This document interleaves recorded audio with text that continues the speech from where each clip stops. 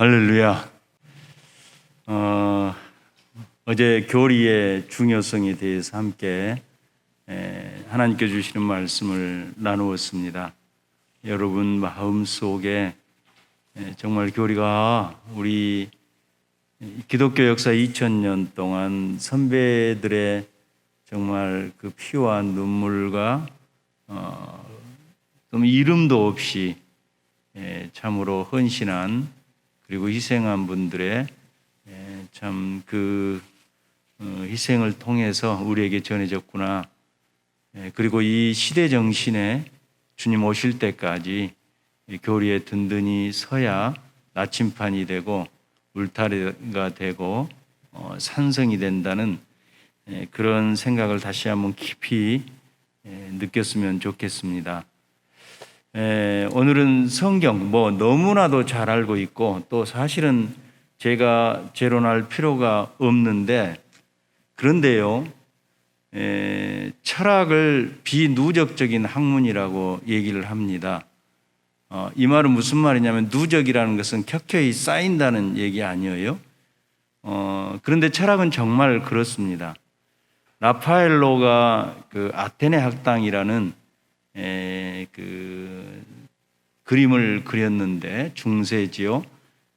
그런데 거기에 보면 54명의 철학자들이 이렇게 등장하고 있습니다. 한 중앙에 두 사람이 있는데 서양 철학을 대표하는 소크라테스가 있고, 그 다음에 그 옆에는 소크라테스 제자 아리스토텔레스가 있습니다. 플라톤은 손을 티메우스라는 책을 들고 위를 가리키고 있습니다. 그래서 바로 철저하게 이 세상은 모사고 그림자이고 이데아가 본질의 세계다. 그래서 하늘의 것을 얘기를 했죠. 유대 철학자 필론이라는 사람은 말하기를 플라톤은 하늘의 상석에 앉아 있을 것이다. 하늘나라에. 왜냐하면 정말 하늘의 일을 얘기를 했거든요. 그것이 진리라고 여겼는데 바로 그 제자가 격파를 했습니다. 그래서 아리스토텔레스는 니코마우스 윤리학이라는 책을 들고 손을 이렇게 땅으로 가리키고 있습니다. 뭐냐면 진짜 진리는 우리 선생이 말한 것처럼 하늘에 있는 것이 아니라 어디에 있다고요? 땅에 있다. 그리고 그 뒤로 이름을 셀 수 없는 철학자들이 지금까지 정말 이름만 들어도 쟁쟁한 철학자들이 엄청나게 나와 있다는 것은 이 사람들이 다 진리라고 주장을 했지만 진리가 아니다, 진리가 없다는 거예요. 그러니까 지금까지 철학자들이 계속 나와서 내가 말한 것이 진리라고 얘기를 하는 겁니다. 그런 면에서 철학은 비누적적이다. 쌓인다고 진리가 되는 것이 아니다 하는 거예요. 그런데 하나님의 말씀도 비누적적이에요. 그런데 사용하는 결이 전혀 다릅니다. 무슨 얘기냐면 하나님의 말씀이 비누적적이라는 것은 상황에 따라서 달라진다는 얘기가 아니라 한 번 듣고 끝나는 말씀이 아니라는 거예요. 제가 어렸을 때 수학 선생님들이 가끔 수업을 하면서 몇 표지 몇째 줄 몇 번째 문단 펴봐. 그러면 놀랍게도 선생님이 말한 것이 거기에 딱 나와 있는 겁니다. 그때는 막 우리 선생님 정말 대단하다. 학원 선생님들은 그렇죠. 더 그렇죠.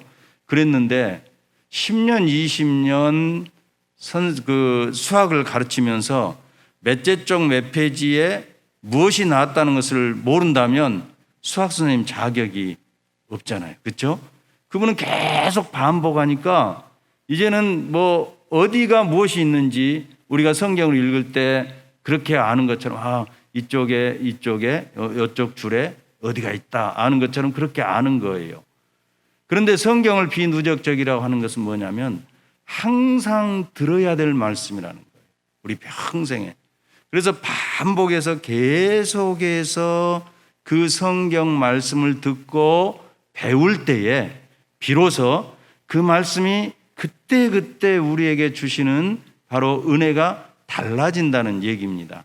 그런 의미에서 철학이 비누적적이다 하는 것과 하나님의 말씀이 비누적적이라는 것과는 전혀 결이 다르다는 거죠.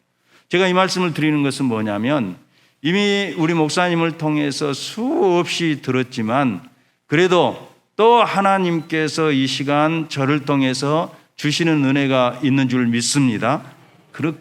그래서 우리는 반복해서 말씀을 드려야 된다는 겁니다. 그런데 이제 우리가 이 시대적인 조류라고 얘기를 했는데 이 시대에 따라서 정말로 이 진리를 판단하는 기준들이 전혀 달라졌다는 얘기입니다. 제가 이제 WEA 공청회, WEA라는 것은 바로 세계 복음주의 연맹, 무엇이 문제인지 저는 문제 반대쪽의 입장에 서서 한번 참석을 했는데 한 발제자가 성경을 너무 경강부회라고 그러죠. 또 아전인수라고 그러죠. 자기가 해석하고 싶은 대로 해석을 하는 거예요. 너무 제가 거기에서 상처를 받았어요. 왜냐하면 같은 목회자이고 또 같은 참 신학을 한 사람인데 물론 그분은 미국에서 공부를 했는지 잘 모르겠어요. 뭐 그렇다고 하는데 성경을 너무 엉터리로 해석을 해서 지금까지 마음에 개운치 않는 찜찜함이 있어요. 그분에 대해서 알고 싶어서 그분이 같이 동문인 목사님에게 전화를 했어요. 도대체 그분이 어떤 분이신지 궁금합니다. 그랬더니 목사님 성경의 공동 저자이십니다. 무슨 말인지 아시겠어요? 성경의 공동 저자입니다. 그러니까 성경을 자기 마음대로 해석하신 분이다. 이미 소문이 나 있습니다. 이렇게 얘기를 하더라고요. 여러분, 우리가 방송 설교를 들으면 정말 설교를 잘하신 분들이 너무 많은데 조금만 우리가 성경을 깊이 알면 정말 저렇게 해석해도 되나? 이런 생각을 가질 때가 참 많이 있습니다. 제가 이제 학교에서 가르치면 반드시 학생들에게, 저하고 초면인 학생들에게는 질문하는 것이 있습니다. 야, 너희들은 생각할 때에 성경을 읽어놓고 외아를 드는 것이 외아를 증명하기 위해서 성경을 말하느냐, 아니면 성경 말씀을 이제 증명하기 위해서 외아를 들더냐 하면 70%, 제가 지금까지 한 번도 물어보지 않는 적이 없어요. 꼭 물어봐요. 개혁신학에 대해서 가르치면서. 그러면 목사님, 외아를 증명하기 위해서 성경 말씀을 인용하는 것 같습니다. 이렇게 얘기를 해요. 참 안타까운 현실이죠. 그리고 이제 포스트 모던에 대해서 말씀을 드렸는데 절대적인 진리를 부인하는 시대에 살고 있습니다.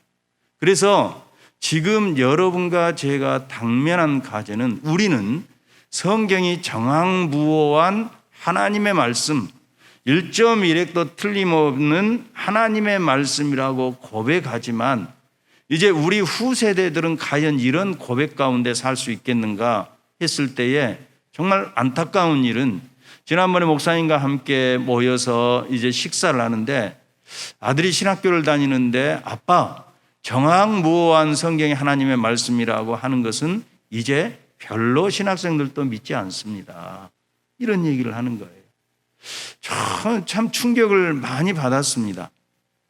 왜냐하면 성경이 정황무오한 하나님의 말씀이라고 믿지 않으면 사실 여러분과 저는 이 자리에 안 와야 됩니다.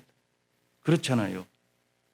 만일에 저는 이제 목사가 된 지 몇 년이 됐는지 저도 이제 손가락으로 좀 상당히 세봐야 될 것 같아요.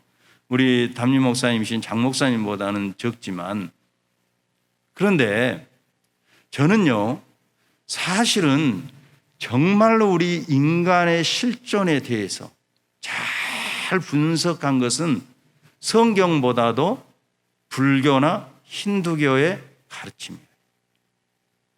정말 불교는요, 우리 인간이 생로병사가 무엇 때문에 생겼는지, 이 집착으로부터 우리가 어떻게 벗어날 수 있는지, 이런 것에 대해서 아주 정확하게 분석을 하고 있어요. 제가 만일에 성경이 하나님의 말씀이 아니라면, 성경이 정확무오한 1.1획도 틀림없는 하나님의 말씀이 아니라고 제가 생각한다면, 저는 기독교보다도 제 기질상 불교나 힌두교나 이런 데 심취했을 가능성이 훨씬 더 많아요. 그리고 저는요, 굉장히 놀기를 좋아하는 사람이거든요. 제가 머리는 조금 있었어요. 그래서 학교에서 뭐 선생님들이 제일 넓다고 그러더라고요. 뭔지 잘 모르겠어요. 그래서 제가 사실은요, 아주 옛날 얘기니까 말씀드리지만, 여러분이 저를 뭐 이제 나이 먹어서 뭐 이 담임 목사님 뭐죠, 다음에 청빙해 줄 것도 아니고, 왜냐하면 저도 이제 나이가 있으니까. 그런데 정말 많이 놀았어요. 그래서 아마 학교 다니는 날이 학교 안 다니는 날보다 더 많았는가도 싶어요. 지금 생각해 보면. 저는 놀기 좋아하고 친구 좋아하고, 그다음에 제가 이렇게 잘생겼죠? 잘 못생겼어요. 지금은 그래도 한때는 좀 잘생긴 사람 중에 한 사람이었어요. 제가 아마 키가 10cm만 더 컸으면 뭔가 달라졌을 것 같아요. 이게 컴플렉스나? 예. 그런데요, 제가 그 모든 것을 신학교에 편입하는 순간에 저버리고 오직 이 한 길, 여러분 목회하는 일이 얼마나 힘들고 어렵고 얼마나 많은 상처들이 있습니까? 이게요, 목회자만 아는, 목회자 사모님만 아시는 그 상처들, 그 트라우마들은 정말 감당하기가 힘들어요. 정말 하나님의 은혜와 성령께 주시는 그 이로함이 아니면 정말 이 사명 감당할 수 없어요. 그래도 주구장창 이 한 길 걸어온 이유가 무엇이겠습니까, 여러분? 성경이 정확무오한 누구의 말씀이다? 하나님의 말씀이라는 신앙과 고백과 그 고백을 따라서 사는 삶이 있었기 때문에 가능한 거예요.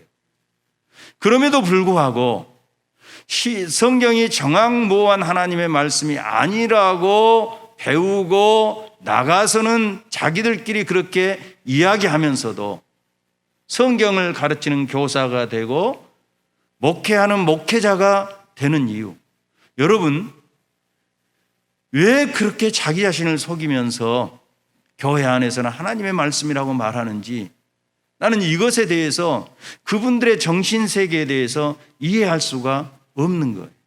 왜냐하면 사람은 정신분열이라는 것은 뭐냐면요, 내가 알고 있는 세계관과 내 행동이 다를 때 이 갈등이 일어나고 정신적인 문제가 생기는 거예요.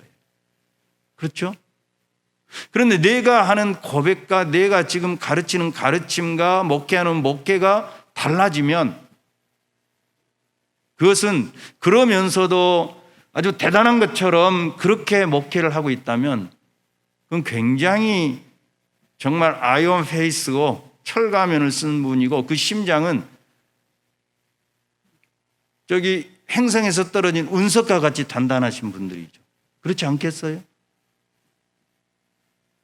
사랑하는 성도 여러분, 여러분과 제가 생명을 걸고 지켜야 될 것은 모든 성경은 누구의 감동으로 된 것으로? 성령 하나님의 호흡하심 감동으로 된 것입니다. 그래서 성경은 창세기부터 시작해서 마지막 계시록까지 정확무오한 하나님의 말씀이라는 고백이 있어야 우리의 신앙이, 그렇지 않으면 종교인이 될 수밖에 없어요. 역사 가운데서 보면 앞으로도 이루어질 성경에 대한 불신, 성경이 하나님의 말씀이 아니라고 말하는 세 가지 케이스는 언제나 있을 거예요. 우리가 잘 아는 대로 종교개혁은 오직 성경이죠. 오직 성경이란 말은 또 다른 말로 하면 전체로서의 성경이에요. 그렇잖아요? 그러니까 내 삶의 모든 것의 전체의 시금석은 성경이라는 고백이에요. 그런데 로마 교회는 우리가 잘 아는 대로 어떻게 했습니까? 바로 성경보다 전통을 위해 두었죠. 니케아 콘스탄티노플 381년에 신경에 결정된 것은 거기에 교회의 성격이 나타나는데 믿는다. 뭘 믿느냐? 하나의 거룩한 보편적인 그다음에 사도적인 교회를 믿는다. 사도적인 교회를 믿는다는 것은 뭐냐면 사도가 복음의 해석자이고 확증자고 그다음에 그 사도가 하나님께서 옛 언약 백성들을 야곱의 12아들을 통해서 시작한 것처럼 새 언약 백성들은 하나님께서 12사도를 통해서 시작을 하셨어요. 그래서 12이라는 게 굉장히 중요한데 가룟 유다가 배반하고 이제 한석이 골석이 되었을 때에 바로 누구를 뽑습니까? 마띠아를 뽑아서 12를 채워요. 그런데 그 뒤로 마띠아 이름이 나와본 적이 없고 마띠아의 행적이 성경에 나와본 적이 없어요. 그런데 사도들이 12를 채운 것은 무슨 의미예요? 새 언약 백성들은 바로 12사도를 통해서 그들을 새 언약의 머리로 통해서 하나님께서 그 백성을 이루셨다는 아마 성경에는 명확히 기록되지 않았지만 그래서 천국의 마지막 하나님 나라가 완성될 때는 바로 24장로가 나오죠. 그걸 우리는 12 구약의 지파의 족장들과 12사도라고 얘기를 하는 거죠. 사도성은 뭐냐? 사도가 가르쳐준 교회가 복음 위에 서 있다는 거예요. 그런데 이 천주교는 사도권을 이어받은 것으로 해석을 해요. 그리고 성경보다도 더 중요한 것이 뭐냐? 바로 교회 전통이에요. 그런데 놀라운 사실은 WEA가 이 로마 천주교와 같이 할 때에 여러 가지 문제점들을 지적하자 폴 스로텐부가 1986년에 뭐라고 얘기를 했냐면 교회가 서로 가깝게 되는 것은 연합하는 것은 이 말이에요. 비텐베르크는 루터가 종교개혁을 했던 것이죠. 제네바는 누가 종교개혁을 했어요? 칼빈이 종교개혁을 했던 것이죠. 그렇게 돌아가는 것이 아니라 예루살렘으로 돌아가는 것이다. 우리가 뿌리가 같기 때문에 같이 해야 된다. 그러면서 뭐라고 마닐라 총회에서 얘기를 했냐면 성경은 기독교 전통의 일부이며 동시에 성경은 전통의 전체 역사 위에 있어서 그리고 생략하고 전통은 성경에 앞섰으며 또한 성경은 뒤따른다. 로마 교회를 그대로 인정하죠. 여러분, 전통이 성경이라고 말해주는 거 아니에요. 성경은 자기 가신성이라고 그러죠. 우리가 모든 사람이 다 모여가지고 성경이 하나님의 말씀이냐 아니냐 이렇게 투표를 했어요. 민주주의의 약점은 뭡니까? 어떤 생물 선생님이 토끼를 한 마리 들고 왔어요. 토끼를 들고 와서 학생들에게 묻습니다. 이 토끼가 암컷일까요? 수컷일까요? 이렇게 물었어요. 그랬더니 한 학생이 손을 번쩍 들어서 선생님 투표로 결정하죠. 투표로. 이게 민주주의의 강점이면서 또 약점이죠. 여러분이 다 전 세계 사람이 모여서 이게 하나님의 말씀이라고 찬성한 사람 손들어 보시오. 반대한 사람 손들어 보시오. 거수하시오. 그래서 하나님의 말씀이라고 결정하는 것이 아니라 성경은 성경 자체가 하나님의 말씀임을 증거해요. 전통이 성경을 만들어주고 또 성경이 전통을 따르고 그러는 게 아니에요. 로마 교회가 종교개혁자들이 종교개혁 5대 포유 중에 가장 첫 번째가 오직 성경이라고 한 이유는 뭐예요? 로마 교회가 간섭과 전통을 성경의 권위 위에 놓았기 때문이에요. 여러분이 어제 교리에 대해서 배웠는데요. 이 교리의 숙제가 뭐냐? 언제나 성경 위에 바르게 섰는지 서지 않았는지를 살피는 것이 바로 교리의 과제예요. 그러니까 우리는 교리가 성경에서 모두 다 토대로 한 우리의 신앙의 조목이라고 고백하지만 또 한편으로 해서 개혁된 교회는 날마다 뭐 해야 된다? 개혁해야 된다. Reformed Church. 개혁된 교회는 always reforming이에요. 언제나 개혁해야 된다는 거예요. 그러면 뭘로 개혁하냐? 개혁은 진보와 다르죠. 혁명과 다르죠. 혁명은 쿠데타 아닙니까? 가죽 혁자예요. 가죽을 벗겨버리는 것이 혁명, 체제를 완전히 전복시켜서 새로운 체제를 건설하는 것이 혁명이에요. 진보는 해결의 역사관에 따라서 정반합을 통해서 계속해서 역사가 발전하는 게 진보예요.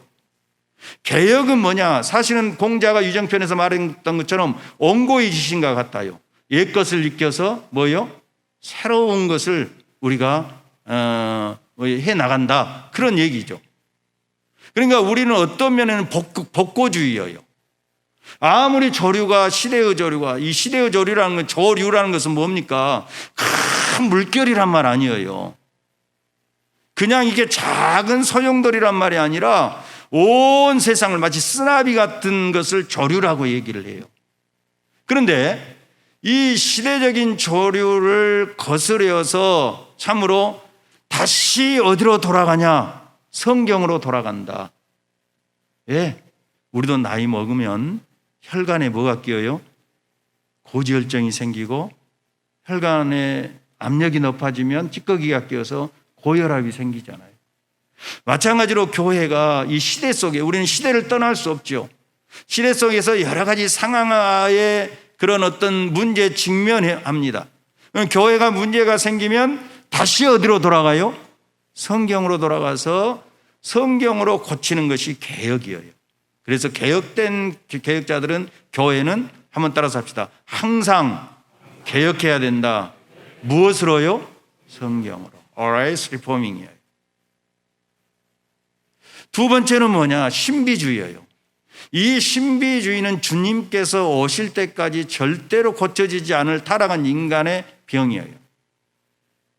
우리 사람은요, 하나님의 형상으로 창조되었고, 여러분과 저는 하나님의 형상으로 그리스도 예수의 구속의 은혜로 말미암아 회복되었어요.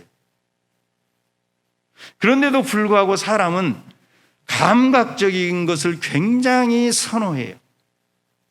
요즘 아이들 보면, 요즘 아이들은 뭐예요? 뷰. 그렇죠. 그래서 SNS에 올리면 먹는 걸 그렇게 촬영을 하고 좋은 것 촬영해서 경쟁적으로 올려요. 그래서 여러분 상품 보세요. 백화점에서 산 비싼 어떤 물건들 상품 보면 포장 풀어놓으면 겨우 주먹 하나 들었는데 포장은 정말 엄청나게 크잖아요. 사람들은 보는 걸 선호해요. 그래서 하나님께서 주신 이 말씀 계시, 기록된 성경, 하나님의 자기 계신 성경을 우리가 성경에서 무엇을, 그래서 그것을 믿고 신뢰하고 따르기보다는 항상 신비주의인 것. 내가 무엇을 들었다, 내가 무엇을 보았다 하는 것에 포커스를 맞추고. 그런데 문제는 뭐냐면, 저는 칼빈은 말하기를, 한번 따라서 합시다. 성령은 말씀과 함께, 무엇과 함께요? 성령께서 역사하실 때 말씀과 함께 역사하신다고 그랬어요. 그런데 루터는 이보다 더 가격해서 말씀을 통해서 역사하신다고 그래요. 이 말은 루터식으로 말하면 말씀이 아니면 성령의 역사가 있어요, 없어요? 그래서 성령의 역사를 말씀에 묶어버리는 거예요. 그런데 칼빈은 성령이 하나님이시기 때문에 언제나 하나님은 자유로 주권적으로 역사하실 수 있는 거예요. 그래서 하나님께서 우리에게 여러 가지 체험을 주실 수 있어요. 그런데 이 체험을 주실 때에 중요한 것은 뭐냐? 그것의 시금석은 말씀이라 이 말이죠.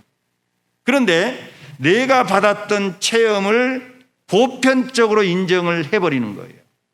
이게 이제 신비주의의 첩경이죠. 제가 말한 대로 보편적이라는 것은 무슨 말이냐면 어디에서나 누구에게나 해당될 때 보편적이라는 얘기를 써요.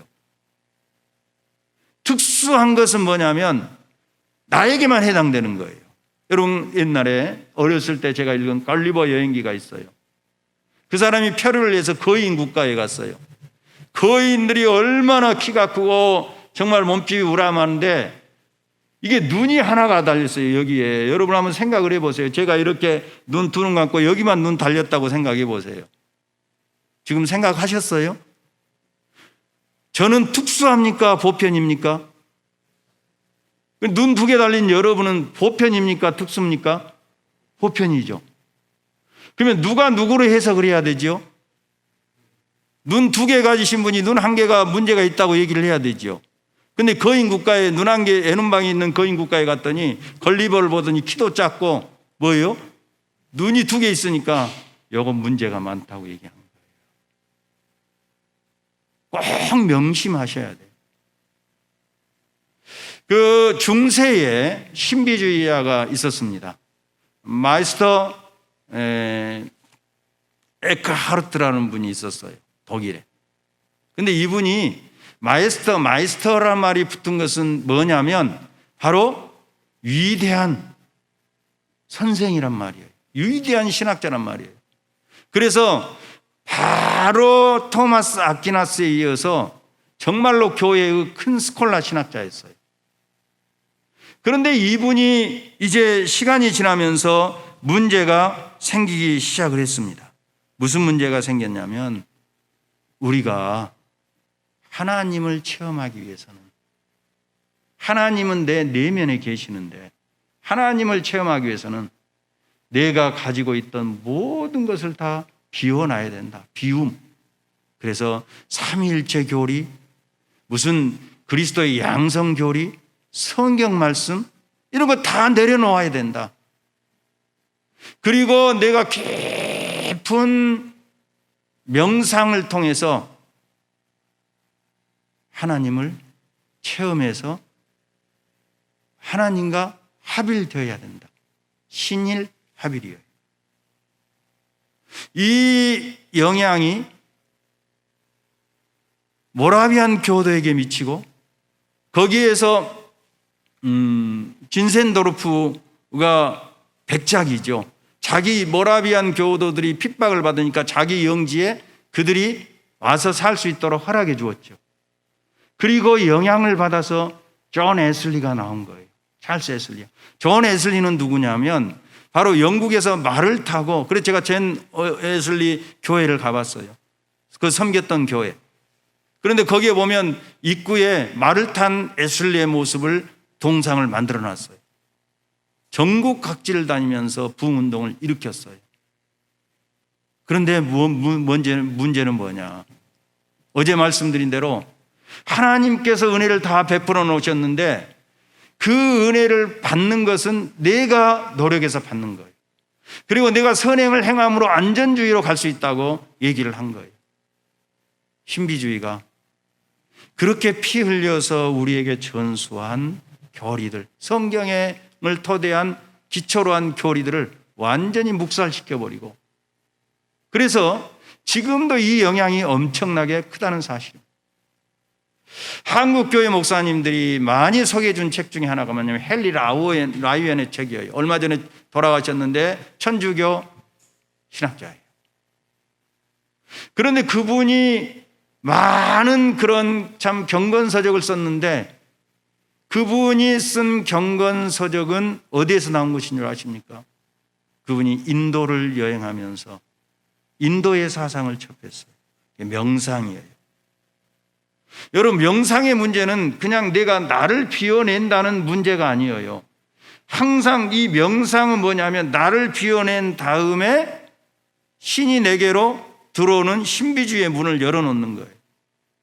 그래서 신과 내가, 어제 제가 버마 일여라고, 우파니사드 인도의 경전인 브라흐마와 내가 아트만이 일치되는 것, 버마, 그러니까 신과 내가 일치되는 거예요. 에크하르트가 했던 것과 비슷하잖아요. 그런데 이름을 얘기하겠어요. 지구촌교 이동원 목사님이 에크하르트가 했던 간상기도를 얘기를 하고 많은 분들이 그 세미나에 참석을 했어요. 제가 알기로는 조영기 목사님이 왜 그런 능력을 받았느냐, 기도하는 순간에 4차원의 세계가 있는데 그 4차원에 척근 이론에 보면 10차원의 세계까지 있다고 그러죠. 물리학에서 4차원의 세계에 들어가서 그걸 잡는 순간 내가 능력 있는 사람이 된다고 얘기를 했대요. 여러분, 이게 굉장히 매력 있는 얘기 아닙니까? 여러분이 이 새벽 기도 나와서 막 뜨겁게 기도하는 것이 아니라, 여러분, 기도라는 것은 뭐예요? 기도는 거짓 근성을 나타내는 거예요. 제가 이렇게 말하면 아이고 목사님 또 너무 가격하십니다 이런 얘기인데요. 기도는요 하나님 앞에 도우심과 긍휼을 구하는 거예요. 나는 할 수가 없습니다. 나는 할 수 없습니다. 하나님 도와주시고 하나님께서 은혜를 베풀어 주시고 긍휼히 여겨주셔서 하나님의 거룩하신 뜻이 나를 통해서 드러날 수 있도록 나를 도와주세요. 이게 기도인 줄 믿습니다. 아이고 뭐 거지 근성 가지고 그렇게 자존심 굽혀가면서 그런 기도, 이게 고상한 것이 아니고 저차원적이고 육적이고 우리는 간사한 기도를 통해서 내가 어느 순간에 나를 비워내고 하나님을 맞아들여야 된다. 신일합일. 나는 로마 교회 양양신학은 뭐냐면 우리가 정말 하나님처럼 된다는 것이 이 에크하르트부터 시작되지 않았는가, 연구는 안 해봤지만 그런 생각을 해봐요. 그런데 이런 가르침이 동양의 가르침과 같다는 얘기예요. 그래서 이 신비주의가 성경, 그래서 내가 성령을 체험하고 성령을 받았고 내가 무슨 체험을 했다는 분들의 특징 중에 안 그러신 분이 많이 있지만 하나가 뭐냐면 바로 말씀보다도 내가 체험했던 것을 훨씬 더 상위에, 말씀은 하이어요. 그리고 그 체험은 상위에 놓여요. 그리고 말씀대로 표준을 삼고 말씀에 비추어서 당신의 체험을 평가해야 됩니다 말하면 뭐라고 얘기를 해요? 체험 안 해봤으니까 모르는 거죠. 그 말 한마디면 대답할 말이 있어요 없어요? 더 이상 없어요. 내가 체험했다는데 누가 뭐래? 그런데 여러분 정말로 하나님께서 우리에게 은혜를 주실 때가 있습니다. 특별한 체험을 주실 때가 있습니다. 그러나 그때도 하나님께서 내가 부족하고 연약해서 나에게 믿음을 더 돈독하기 위해서 체험을 주셨다는 것을 고백하고 다시 말씀 위에 설 수 있기를, 말씀을 붙들 수 있기를 주님의 이름으로 축원합니다. 요즘에 정말 안타까운 일은 하나님의 음성을 듣기를 원합니다. 이런 말을 이 찬양 인도하신 분들이나 굉장히 많이 해요. 그럼 하나님의 음성은 어떻게? 그러니까 하나님의 음성을 듣는 것 같구나. 하나님 기도할 때 음성을 들려주세요. 여러분 이런 말조차도요 우리 개혁교인들은 하면 안 돼요. 할 수 있으면 하나님 오늘 선포된 말씀을 통해서 내가 그 말씀을 하나님의 음성으로 듣기를 원합니다. 할렐루야. 그렇게 고백을 해요. 자, 그 다음에 세 번째는 뭐냐면 현대 사상이에요. 현대 사상은 뭐냐? 이 시대적인 조류예요. 18세기 이전까지는 하나님의 말씀이 정확무오하다고 모든 교회들이 다 그렇게 믿고 신학자들이 믿었어요. 모든이라는 것은 아니고 대부분의 유럽의 교회들. 그런데 우리가 잘 아는 대로 계몽주의가 시작됐어요. 유럽의 데카르트를 중심으로 해서 우리가 선천적으로 가진 생득적인 그런 어떤 관념이 있는데 그게 뭐냐? 이성이다. 이것은 천례적으로 인간이 고유하게 이성적인 존재로 태어난다고 이렇게 주장을 했어요. 버틀러나 그 스피노자나 라이프리츠나 이렇게 다 유럽의 이성론자들이에요. 그래서 영국에서 흉이라든지 존 락크라든지 이런 사람들이 무슨 얘기냐? 경험을 통해서 비로소 사람이 지식이 축적되고 경험 외에는 우리가 어떤 것도 알 수가 없다. 이렇게.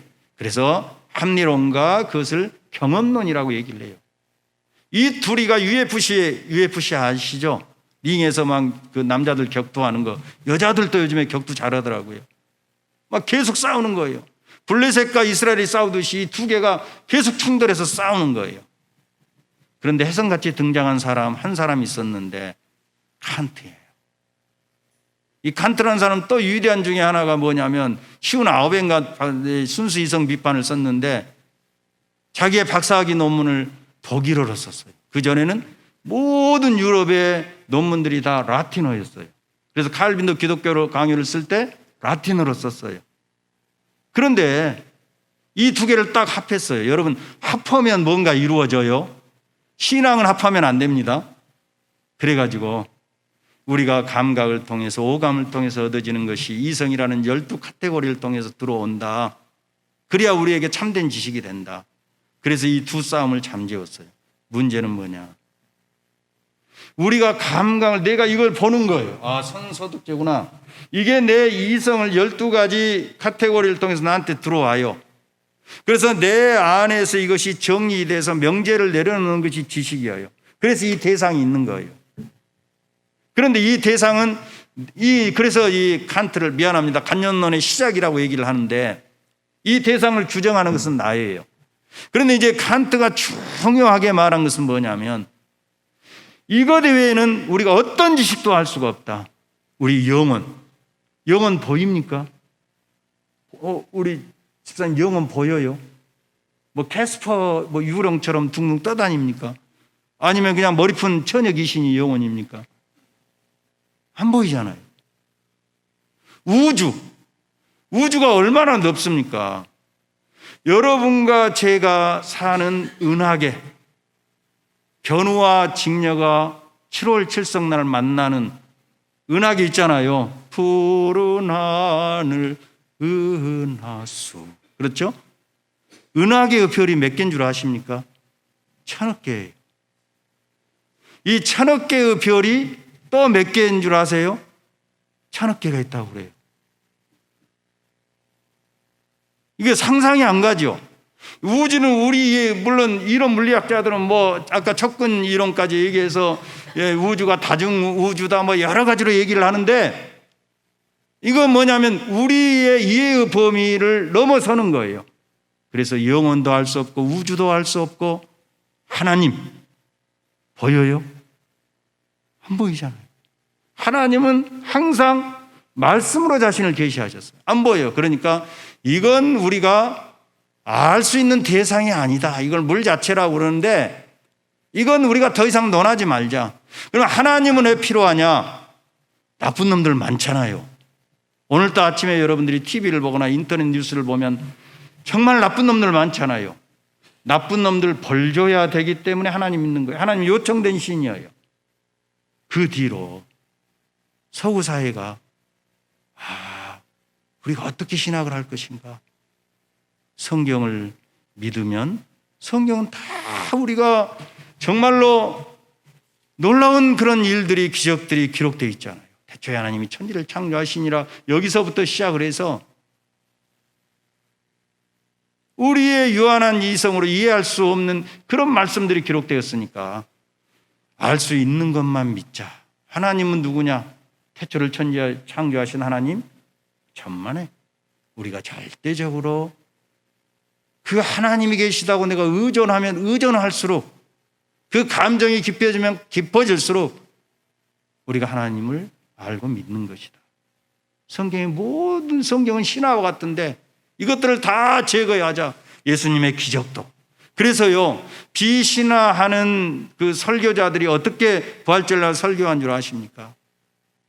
여러분, 예수님이 부활하셨습니다. 그런데 진짜로 가짜로 부활했습니다. 이 말 하면 교회에서 쫓겨날 거 아니에요. 예수님이 부활하셔서 우리에게 참 해방을 주셨습니다. 정의가 승리했습니다. 부활의 의미를 선포하는 거예요. 왜? 죽었다 살아난 사람, 물론 니어데스라고 그래요. 가사 상태. 그러니까 죽음 직전에 갔다가 다시, 심지어는 심장이 의사가 의학적으로 죽었습니다, 멎었습니다 했는데 다시 살아난 사람이 있어요. 그걸 가지고 논문을, 그 사람들이 임사체험이라고 그러는데 그걸 가지고 논문을 쓰는 그런 논문들이 있어요. 미국에서 많이 나오고 있어요. 지금도 실험도 하고. 그런데 대부분이 영혼이 몸에서 떠나고 자기를 내려다보고 가족들이 슬퍼하고 긴 터널을 지나고 누군가 빛을 만나고, 대개가 다 그런 얘기들을 많이 해요. 아무튼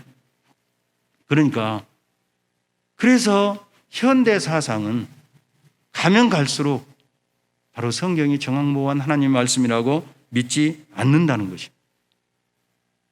이런 상황 속에서 여러분과 제가 정말로 굳게 붙잡고 흔들림 없이 나가야 될 것이 성경은 정황보호한 하나님의 말씀입니다. 믿으시면 아멘? 이걸 믿어요. 여러분이 이걸 믿지 않는다면 오늘 이 자리에 나와 있을 필요가 없어요. 우리는 마음의 안정을 위해서 예수 믿는 거 아니에요.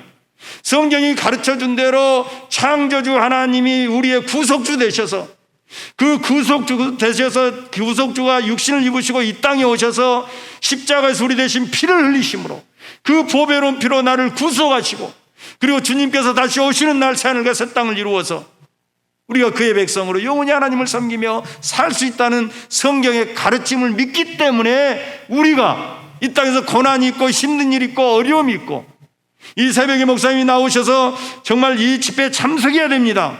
몸은 힘들고 육체의 노동으로 인해서 잠은 오지만 그래도 눈을 부비고 이렇게 나와서 앉아있는 것이 복받기 위해서가 아니잖아요. 성경이 우리에게 가르쳐준 진리를 내가 믿기 때문에 그렇지 않습니까? 그러면 성경은 어떻습니까? 성경은 하나님을 대면하는 거예요. 아까 우리가 하나님의 음성을 듣자 했는데 음성이 어디서 들리는 것이 아니라 하나님은 어떤 분이세요? 하나님은요 모세에게 나는 스스로 있는 자 에흐바 아셀 에흐바라고 그랬어요. 이 말은 하나님 나는 스스로 있는 자라는 말은 무슨 말이냐면 물론 뒤에 규정에 나는 아브라함과 이삭과 야곱의 하나님이다. 살아계신 하나님 언약의 하나님이고 우리 주님도 아브라함과 부활의 사두개인들에게 아브라함과 이삭과 야곱의 하나님이라는 말씀을 통해서 하나님은 살아계신 하나님이라고 말씀하고 있어요. 그런데 하나님은 자기 이름을 하나님께서 유일하게 이름을 가르쳐 주신 것이 여호와예요. 이 여호와란 말은 뭐냐면 우리말로 하면 나다요 나다. 영어로 하면 I am이라는 말이에요. 왜 나다라고 했을까? 여러분과 저는 다 이름으로 규정됐어요. 박주석 하면 이제는 여러분 생각나지요? 일주일 후에는 다 있겠지만 아니 오늘 집에 돌아가서 잊어버릴지 모르겠어요. 박주석이라는 이름이 나를 규정해요. 이 꽃, 플라워 하면 이 이름이 꽃을 규정하는 거예요. 그런데 하나님은 이름으로 규정 지을 수 있는 분이 아니에요. 제가 약간 철학적으로 얘기를 하는 거예요. 그러니까 하나님은 뭐예요? 나다요, 나. 나를 어떻게 규정할 수가, 우리 인간의 언어로 규정할 수 없는 분이에요. 인간의 이성으로 파악할 수 없는 분이에요. 그러니까 하나님은 자기 자신을 알리지 않으시면 절대로 우리는 하나님에 대해서 알 수가 없는 존재예요. 그런데 그 하나님께서 여러분과 저의 구속을 위해서 자기를 계시하셨어요. 어떻게 해요? 우리가 알아들을 수 있는 말씀으로. 아시겠죠? 그래서 하나님의 말씀 계시를 한번 따라서 합시다. 하나님의 자아겸비. 뭐라고요? 하나님이 스스로 낮추셨어요. 여러분 옛날에 한 학습지에서 그 강고한 강고 카피가 있어요. 그리고 그 선생님들을 뭐라고 그랬어요? 너피 선생님. 우리 부장 집사님 주일학교 있는데 그렇게 제가 얘기를 해도 거룩하신 아버지 하나님 오늘 예배를 드리게 되었습니다. 뭐 이렇게 기도를 해요. 하나님 오늘 우리 친구들과 함께 예배 드리게 되었어요. 이렇게 해야 되잖아요. 뭘 낳는 거예요? 눈높이를 낳는 거예요. 눈높이. 아이들을 가르치면 눈높이를 해야 돼요. 근데 눈높이를 하려면 답답하지요. 그렇죠. 그런데 하나님은요. 하나님께서 창조의 경륜과 구속의 경륜을 계시하실 때 인간이 알아들을 수 있는 하나님이 한없이 낮아지신 거예요. 그렇게 눈높이에서 말씀을 주셨어요. 그래서 여러분과 제가 이 말씀을 볼 때에 누구를 뵙느냐? 하나님을 뵙는 거예요. 하나님은 우주의 우주라도 용납할 수 없는 하나님의 이름을 규정할 수 없다고 그랬잖아요. 여호와는 뭐라고요? 나다 이 말은 나다. 솔로몬이 말한 대로 하늘의 하늘이라도 이 말은 우주의 우주라도 용납할 수 없는 분, 다 표현할 수 없는 분이 하나님이신데 그 하나님이 말씀으로 우리에게 알려주셨어요.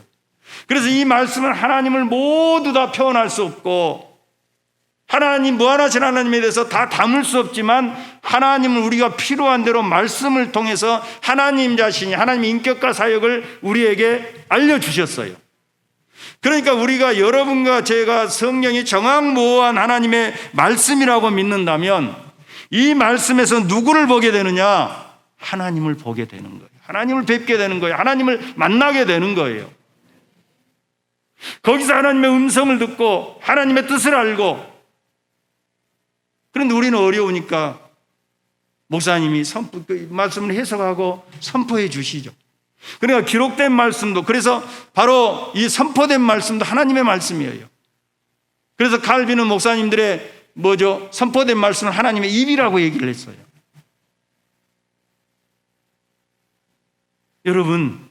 여러분과 제가 성경이 하나님의 말씀이라고 고백한다면 무엇을 보여주십시오가 아니라 오늘 내가 이 말씀을 통해서 하나님 뵙기를 원합니다. 하나님의 음성 듣기를 원합니다. 이렇게 고백하는데 하나님을 뵙기 때문에 성경 말씀은 실존적인 지식이에요. 무슨 말이냐? 인격이 변화되는 거예요. 인격이. 아시겠죠?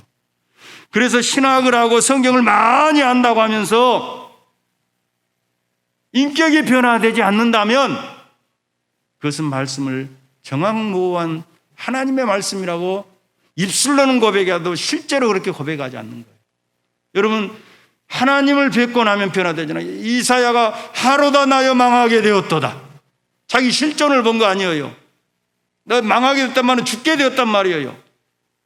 하나님을 뵙게 환상 중에 뵀는데도 죽게 되었어요. 그러니까 여러분과 제가 성경에서 하나님을 만나야 돼요. 만나면 내 하나님을 만나고 변화되지 않을 수가 있어요. 내가 좋은 친구들만 만나도 내 삶이 변화되는데. 시간이 되었기 때문에 마지막으로 사도 바울이 이제 예루살렘에 올라가면서 3년 동안 정말 눈물로 그들을 양육했던 밀로의 장로들을 초청을 합니다. 그래서 이렇게 얘기를 합니다. 눈물의 작별을 하면서 이제 내가 떠나가면 사나운 일이 때가 여러분에게 들어올 것이면, 사나운 일이 때는 뭐예요? 거짓 가르침, 거짓 교사들이에요. 몰려올 것입니다. 어떻게 지키라고 말씀하고 있어요? 교회를 사이즈를 키워라? 유능한 사람들을 데려와라? 그렇지 않아요.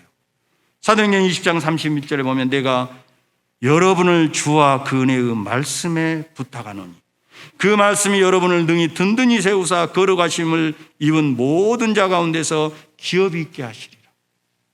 교회를 지켜주는 것은, 시대적인 교리를 극복하는 것은, 그래서 여러분과 제가 명품 인생이 되고 우리 하늘의 교회가 명품 교회가 되는 것은 은혜의 말씀이에요. 은혜의 말씀. 여러분, 우리 하늘의 교회는, 제가 섬기는 새언약 교회는 정말 귀한 교회인 줄 믿습니다. 저는 믿으셔야 돼요. 이렇게 신실하신 목사님이 목이 터져라고 외치잖아요. 하루 말씀을 선포하시잖아요. 하나님의 창조 경륜과 구속 경륜에서 이렇게 이해하신 목사님들이 얼마나 있습니까?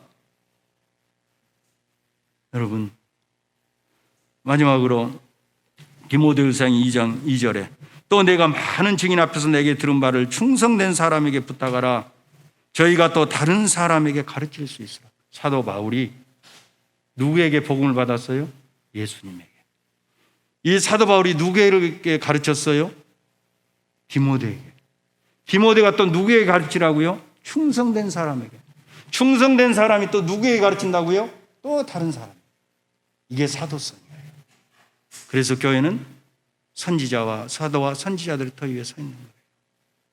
여러분, 나는 우리 하늘의 교회가 정말 사도들이 우리에게 생명을 걸고 우리 신앙의 선배들이 생명을 걸고 전해 주었던 것을 잘 전수받고 또 다음 세대에 물려주는 우리 하늘의 교회가 될 수 있기를, 이런 복된 교회, 하나님의 구원 경륜에 동역하는 교회가 될 수 있기를 주님의 이름으로 축원합니다. 거룩하신 아버지 하나님, 우리는 하나님의 말씀이 1.1획도 틀림없는 정확무오한 말씀임을 믿습니다. 이 말씀을 통해서 하나님 뵙기를 원합니다. 이 말씀이 실존적 지식이 되어서 우리 자신을 변화시켜서 하나님 닮은 거룩한 자가 될 수 있도록, 경건한 자가 될 수 있도록 은혜를 베푸시고, 우리 하늘의 교회가 이 말씀을 잘 전수받고 또 다음 세대에게 전수하는 교회가 될 수 있도록 은혜와 복을 허락하여 주시옵소서. 예수님의 이름으로 기도드리옵나이다. 아멘. 이제는 말씀이신 우리 주 예수 그리스도의 은혜와 자기를 심히 낮추셔서 우리가 알아들을 수 있는 언어로 자기를 굽혀 말씀을 허락해 주신 하나님의 놀라운 사랑과 말씀의 영으로, 진리의 영으로 오셔서 말씀을 들을 때마다 깨닫게 하시고 우리에게 실존적이 되게 하시는 성령님의 역사하심이 사랑하는 언약 백성들 머리 위에 이제로부터 영원토록 함께 있을지어다. 아멘.